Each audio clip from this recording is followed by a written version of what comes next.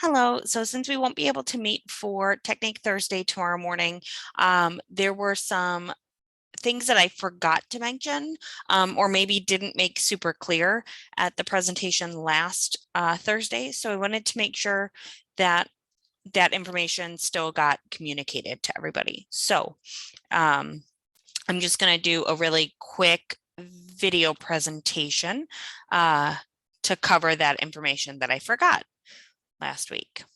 Okay, so here we go.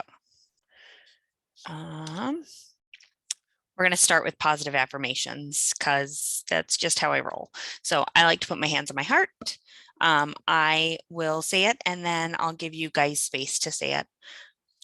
So there is no one better to be than myself. I am enough. I get better every single day. I am an amazing person. All of my problems have solutions. Today, I am a leader. I forgive myself for my mistakes. My challenges help me grow. I choose my own attitude. I'm choosing to have an amazing day. Okay, so now that we've done that, here's the things that I forgot to mention last Thursday that I really wanted to make sure that I got across. Okay, so the first thing is that activities and experiences can be both positive and dysregulating. So we talked a lot last week about the escalation cycle and dysregulation, and even during the demonstration that I did with the board and the bags of rice, like I feel like when I talked about things that were dysregulating, I mainly talked about things that were kind of negative. But things can be positive and dysregulating as well. So because we know that regulation is being able to do something to get yourself at the optimal state for a given situation, it's kind of all about the energy that we feel in our body and keeping that energy in line with what the activity or the situation calls for. So when we were looking at the pictures of the people, there were the people that looked like they were in a mosh pit and they were fully regulated to be in a mosh pit, but they weren't necessarily regulated to be in a school setting. So when we're thinking about things that can be dysregulating, we can think about, so one example that has come up in a discussion at school is something like Go Noodle. So like students may really love doing Go Noodle. It may give them a really fantastic way of getting energy out throughout the day, but sometimes those activities that they love, they might amp their energy up a little bit too high. For our students who are autistic, we can think of it from a sensory point of view too. So you think of the video. A lot of Go Noodle videos are very brightly colored. There's a lot of movement. You've got the sound aspect. So you've got some auditory sensory input too. You've got the movement aspect typically. So you've got the kinesthetic and the proprioceptive sensory input. And then if you think of the movement in the classroom, like seeing all other students move, there's extra visual input there, possibly auditory input. So even if it's an activity that a student really likes, all of that sensory input can wind up kind of overwhelming their system. So it's just more than their system can handle, and they can wind up dysregulated. It's not because they're angry. It's just because their system can't take all of the input that it's being given. So you might see a student run or shut down or kind of start amping up their energy to the point where they just can't control themselves during that activity. Sometimes it looks like a kid being overly silly or being really extra about the way that they're participating. They're just not regulating their energy very well in that moment. Additionally, we can think of things as kind of contributing to somebody's system being overwhelmed without necessarily throwing it into dysregulation. So if we think of a situation like a field day where there's bounce houses and there's water balloons and there's running around outside and all of those things. So those are all really high energy activities that we want our kids to be amped up for.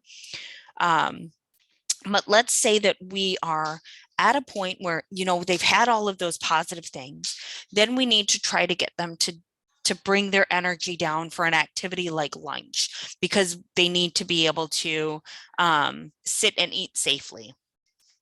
So we need them to downregulate. Their energy's up here. We need them to downregulate.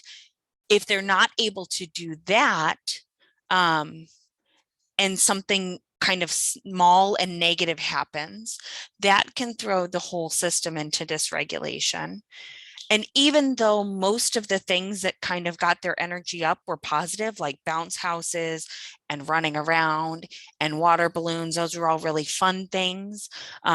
So even though the majority of the activities were positive, if one small negative thing is what throws their system into dysregulation, you may see a big kind of negative escalation, because it's almost like that last thing can kind of flavor the whole dysregulation. So it turns what was kind of quote unquote positive dysregulation, kind of not necessarily where we're going to see a big aggressive escalation of behavior. It can kind of color that and turn it into something that feels really unsafe and really uncomfortable in a kid's body, and then leads to like a big behavioral outburst. If you have any questions about that, just touch base with me and we can kind of, like, if you have any situations that you're not quite sure what's going on, we can always talk about it and try to figure out. It might not be clear cut. Okay, so then the next thing is there's danger in prioritizing calm. So the reason, I feel like I touched on this last Thursday, but I just wanted to make sure that it was really clear. The reason why it's dangerous to prioritize calm is because if we are only expecting our kids, if we think that calm is regulated and we have a kid who gets angry and we just tell them to calm down and their body is calm, but we haven't kind of processed through with them what made them angry, all we're doing is kind of shoving those feelings down. We're not doing anything to alleviate them. We're not doing anything to take that weight off of the system. It's still there. It's just that they're suppressing it by looking calm. So then the more we do that, the more we're kind of pushing things down and the more we're winding up with weight on our system that's going to throw it into dysregulation. So we need to make sure that we're not just prioritizing calm, that we're prioritizing regulated. So that means that we are acknowledging what our kids are feeling when they're feeling it. We're helping them process through that and figure out ways to solve what has made them angry, or just touching base with them and saying, I understand that's really frustrating for you. I wish there was something that we could do to fix it, but there's not. So what can we do to try to help you work through it? So doing those kind of things, and then, or doing some kind of regulating activity. So if you know that something has frustrated a student and they're not really capable yet of verbally processing through things, like let them engage in a regulating activity. Let them go for a walk. Let them take a trip to the sensory room if they need to. Do something for them. Give them, calming sensory input, like squeezes to their shoulders or pushes on their shoulders, anything to kind of help regulate their system a little bit. Because otherwise we're just kind of delaying whatever the reaction is, and we're going to wind up at a point where we get an explosion because all we've been doing is prioritizing that calm exterior. Don't accept invitations to power struggles. I made this mistake last week with a student over the blocking pads. So he was grabbing onto the blocking pads, and instead of just letting go and letting him have it, I held on to it.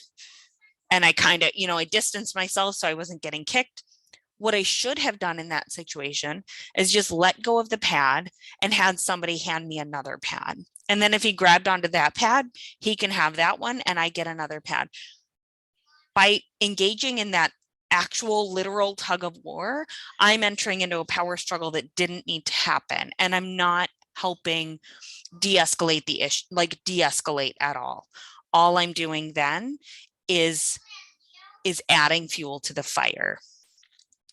So I think we all find ourselves throughout the day, whether it's in a crisis situation or whether it's in moments before there's a crisis situation, where we have the choice to enter into a power struggle or not.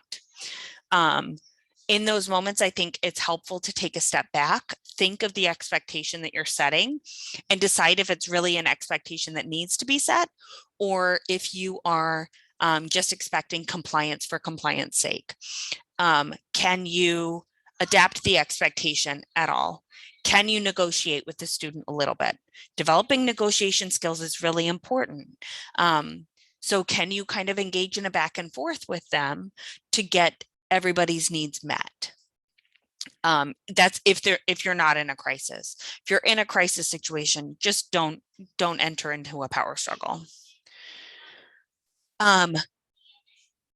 When we think about co-regulation and self-regulation, all people get to self-regulation by learning through co-regulation first. So this starts out when we're infants.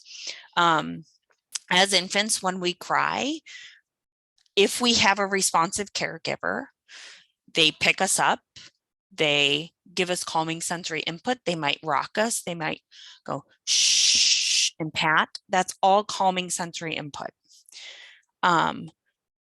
If those things don't work, then they start to attend to our basic needs, right? Do they need to be fed? Do they need to have a diaper change? Are they tired? Are they cold? Are they hot? They go through this checklist of things. And then if none of those things work, you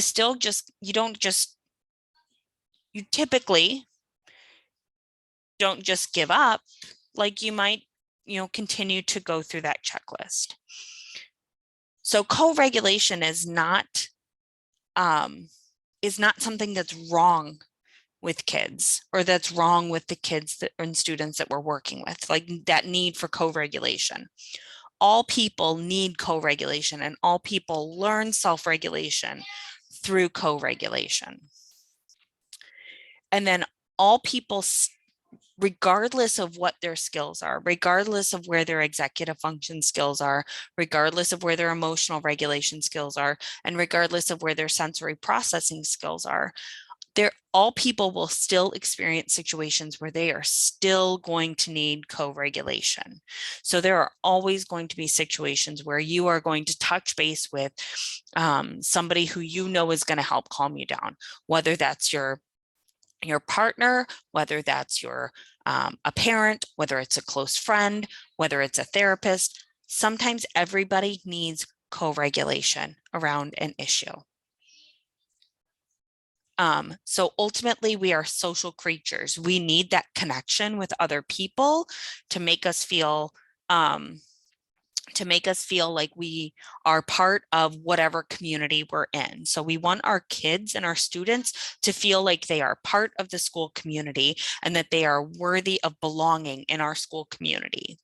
And we need to make sure that we are trying to meet their basic needs and co-regulate with them so that they can develop the skills of self-regulation, so that when they eventually leave us, whether that's through graduation or through transitioning back to their home district, they have those skills in place to either self-regulate or identify a person who can help them co-regulate in a healthy way. So I think that is it. I think, yeah, so the next slide is just that kind of adapted escalation cycle that we developed. I put one of these in everybody's mailbox. So you have this. I went ahead and added in at each spot on the escalation cycle what we need to consider and what we need to be doing at those specific spots. I also put in mailboxes kind of the slides that I'm referring to, so that after the meltdown, the universal interventions, the do's and the don'ts, those are all in, those were all in your mailbox as well. So that's it for me for today. If you guys have any questions or concerns, feel free to send me an email. We can always schedule a time to talk about specific situations if you need, or yeah, that's it. I hope everybody is warm and safe and that everybody continues to have power. I think that's it. Bye.